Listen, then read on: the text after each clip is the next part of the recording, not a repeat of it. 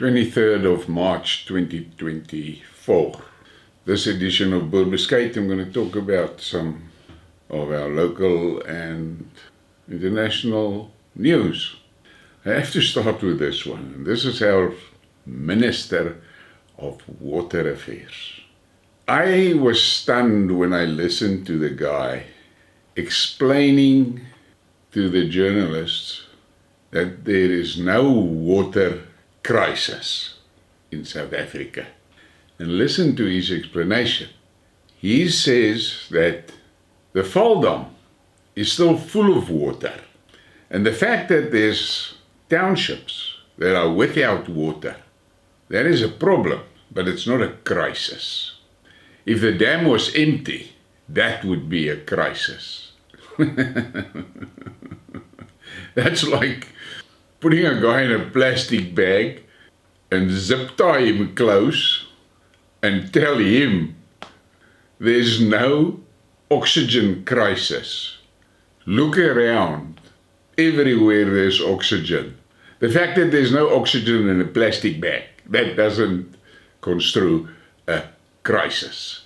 But that is what you have to deal with in this crazy South Africa that is managed by the people with natural intelligence and superior logic.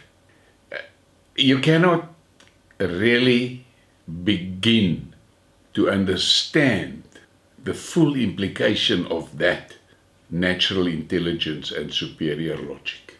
Then we get to Eskom, and I listened to Blade Nzimande, our Minister of Higher Education. And I've said it many times, not the sharpest blade in the drawer. And he makes a hell of a story about the fact that at one power station they have now installed scrubbers there that reduces the carbon emissions from the power station by 50%. And he rants and raves about it. And I wonder, I've asked many times in my Skidmarks, instead of spending all this money on this useless green shit, why don't they focus and concentrate with the technology that we have today?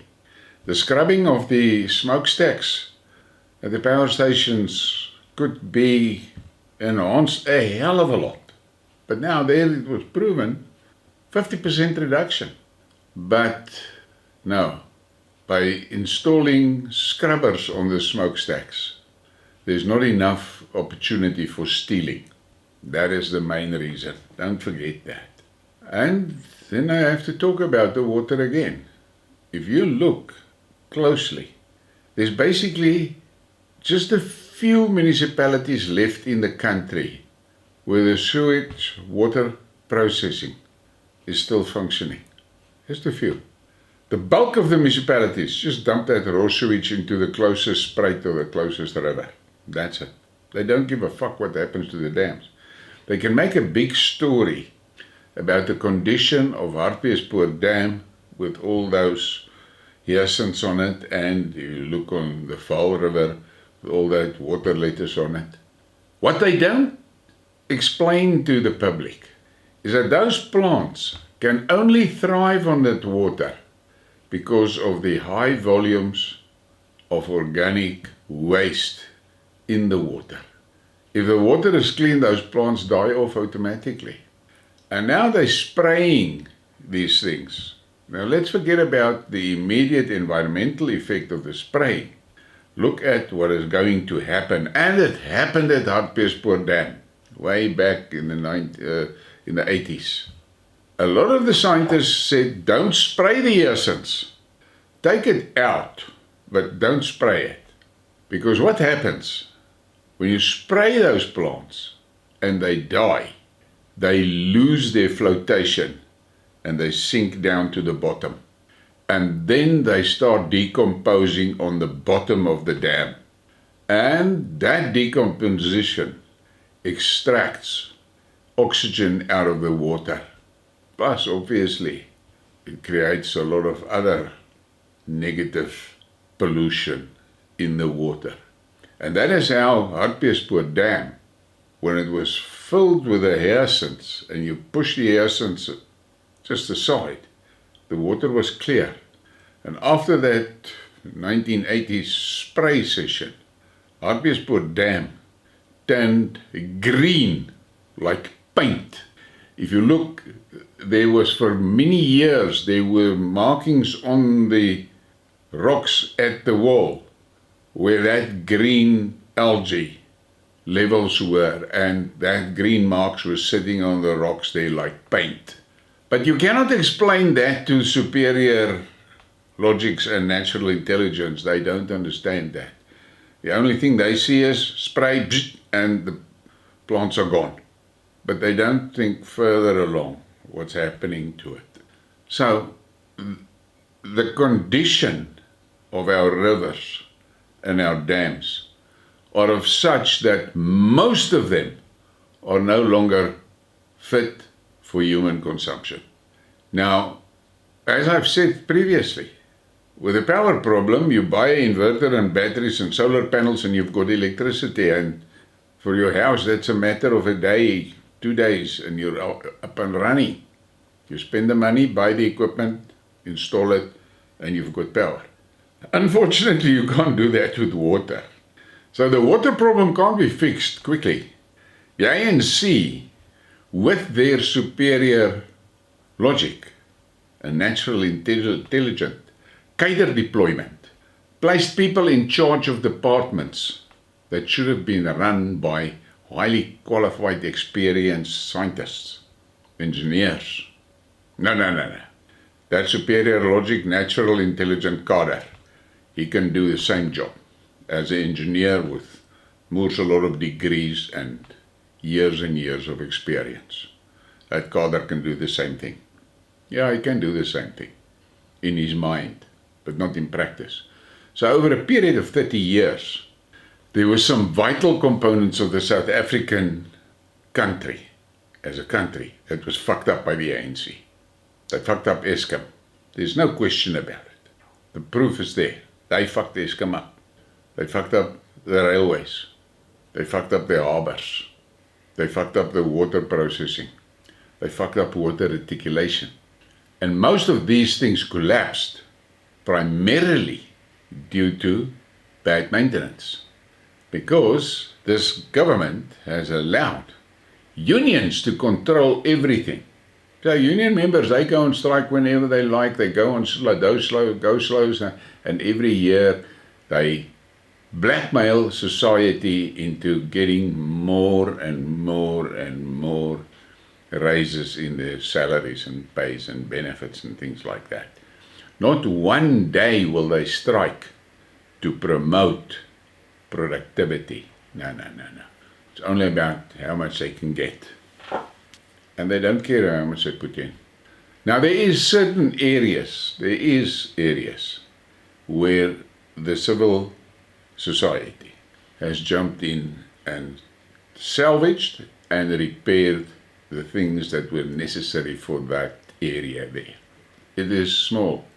Orania is a big thorn in the side of these natural intelligent savages roaming the country.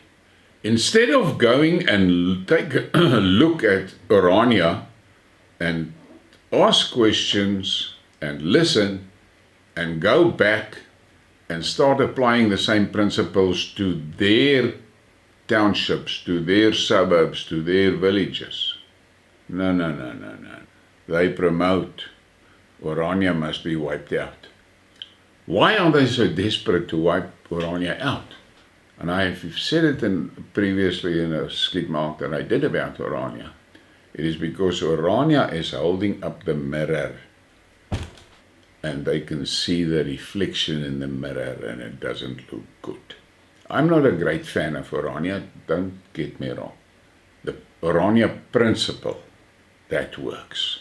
And that is where the whole of South Africa need to go. That is also why I am so committed to balkanization of the country. Must break up into regions, must break up into tribal regions, because it's only the tribes that are going to survive. And I'm glad to see that more and more people are saying it now in public. When I started with the tribe story about 6 months ago, there was a lot of people that thought that I was just mentally deranged. But more and more people are beginning to understand that if they don't look after themselves, the government is not going to do it for them. So that is where we are. Let's go a little bit international. First thing I want to talk about is this video that is going around of Kate Middleton, the princess, that has now done a TikTok video in which she tells the world that she's got cancer. And in some of the social media posts about that video, there were people that includes there the pictures of where she took the snake bite. Now, I cannot talk too much about that because of the danger, obvious danger for the channel, but the fact of the matter is, I look at that video and I listen to her and I have some questions. My first question is if this massive amount of conspiracy theories that is being thrown around about the ultimate destination of us, mankind, I'm not so sure why a prominent member of the elites, it's actually not elites, but let's call it that, why did she take the snake bite? That's the first question. But then the second thing comes in, and I see a post where the people have got two images of her side by side, the video and then another image. And I must tell you, that's not the same woman. If you look at the bone structure of the face, and you look at the mouth, and you look at the teeth, and you look at the nose, it doesn't look like the same girl. But what is that? We are being absolutely bombarded with a lot of what I call Q shit. But this is something to think about. And then there's this piece. Russia adds the international LGBT movement, including its subdivisions, to the list of terrorist and extremist organizations. Yeah, interesting that Russia does that, where the West, the rest of the West, they're pushing that shit into our schools and everywhere. But the Russians say, that's terrorism. Think about that. I have to read this meme to you. Electile dysfunction. The inability to be aroused by any of the parties standing for election. Good one, I think. And then I have to talk about that terrorist attack in Moscow. Now, 2 days ago, very few of us even knew that there was a place like that called the Crocus Theatre. But today, it's on everywhere. Talk about it. For me, the brutality of walking into a packed auditorium with automatic guns and just start shooting people. I am trying to imagine the being, it's not a human being, the being that does something like that. But what was for me quite interesting is that Joe Biden refused to sympathize with President Putin, but a lot of the countries, the vast majority of the world, sympathized and rejected that action. And then you get that stupid fuckers from Lithuania.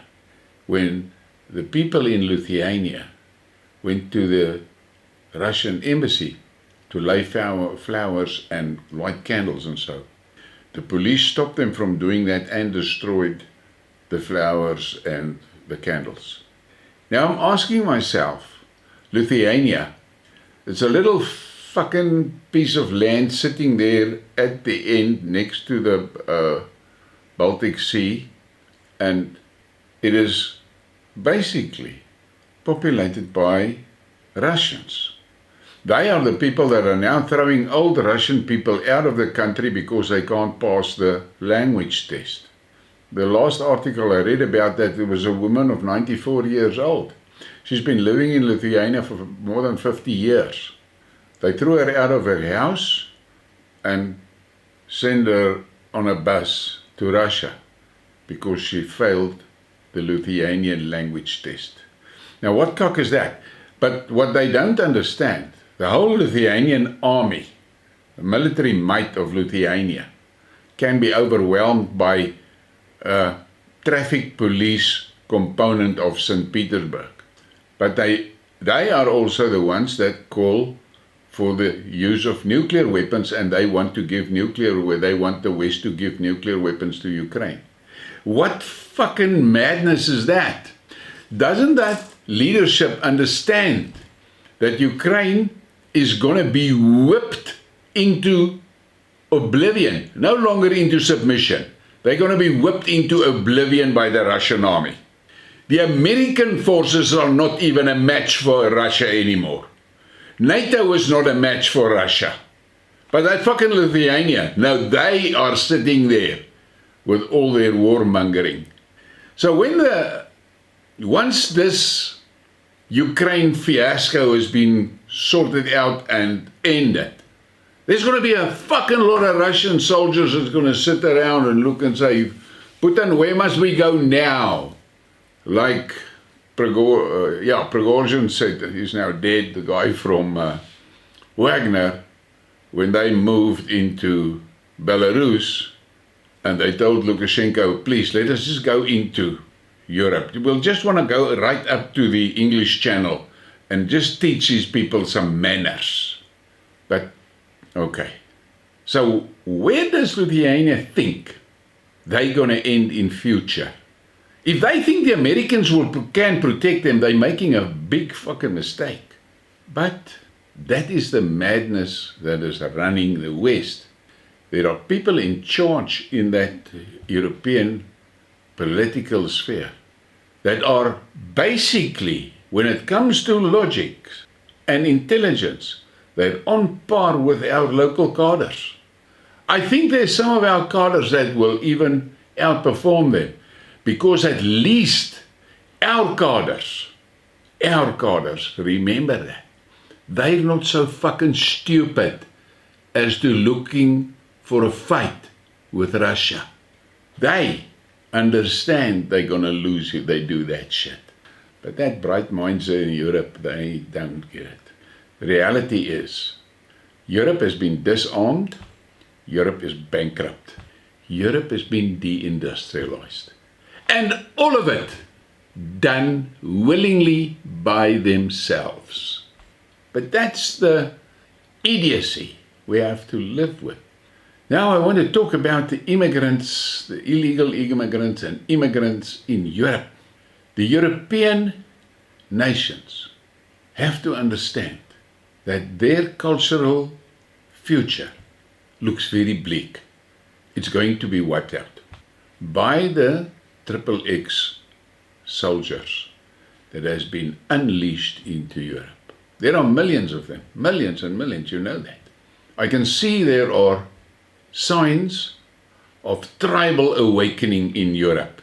The main reality is this: if the Europeans realize that they're going to be wiped out and they muster the guts to start fighting back, they must understand it's going to be a fucking brutal fight, and they will have to fight with no mercy. And those immigrants must either flee back to their countries or be killed. That's the only option there is. My question is, does the Europeans have a strong enough sense and will to survive to do that? I find it pathetic how the Americans are now jumping around about that terrorist attack in Moscow. And the US claims it had no prior specific knowledge of the Moscow terrorist attack.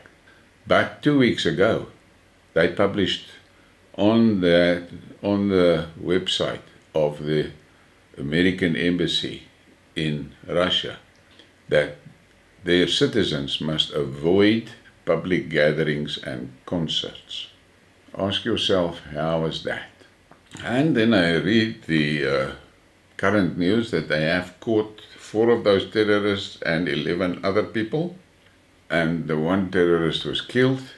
But I've seen videos of 2 of the others and they are singing like canaries. So it is my opinion that the heat is going to be turned up on Ukraine.